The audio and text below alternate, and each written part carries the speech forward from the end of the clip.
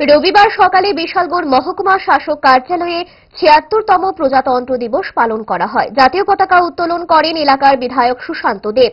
এছাড়া এই অনুষ্ঠানে বিভিন্ন স্কুল থেকে ছাত্রছাত্রীরা তাদের নাচ এবং গানে অংশগ্রহণ করেন।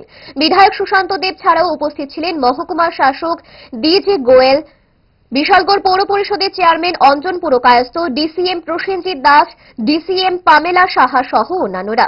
এই ৭৬তম প্রজাতন্ত্র দিবস অনুষ্ঠানে বিধায়ক তার ভাষণে বলেন, দেশের সংবিধান প্রণেতাকে সম্মান দেয়নি।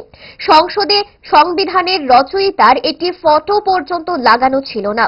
নরেন্দ্র মোদী প্রধানমন্ত্রী হওয়ার পর সংবিধান রচয়িতা ডক্টর বি.আর. আম্বেদকরকে যথাযথ সম্মানের আসনে বসিয়েছেন। তার চিন্তাধারা অনুযায়ী ৩৭০ ধারা বাতিল করেছেন।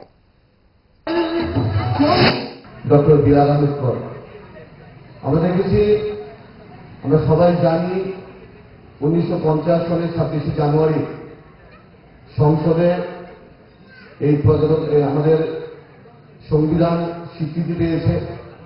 এই দিনটাকে আমরা প্রজাতন্ত্র দিবস হিসেবে পালন করে থাকি। কিন্তু সত্যিকারের সংবিধান রচয়িতাকে সম্মান কিন্তু আমাদের দেশের যশস্বী প্রধানমন্ত্রী নরেন্দ্র মোদীজির নেতৃত্বে যে সরকার চলছে, সেই সরকার সত্যিকারের সংবিধান রচয়িতাকে সম্মান করছে।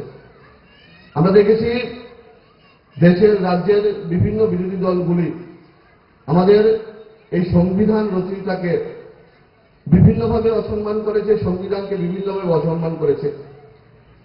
আজকের এই দিনটা অত্যন্ত গুরুত্বপূর্ণ এবং সেই প্রেক্ষাপটে দাঁড়িয়ে এই দু চারটি কথা কিন্তু আমাদের বলতেই হয়।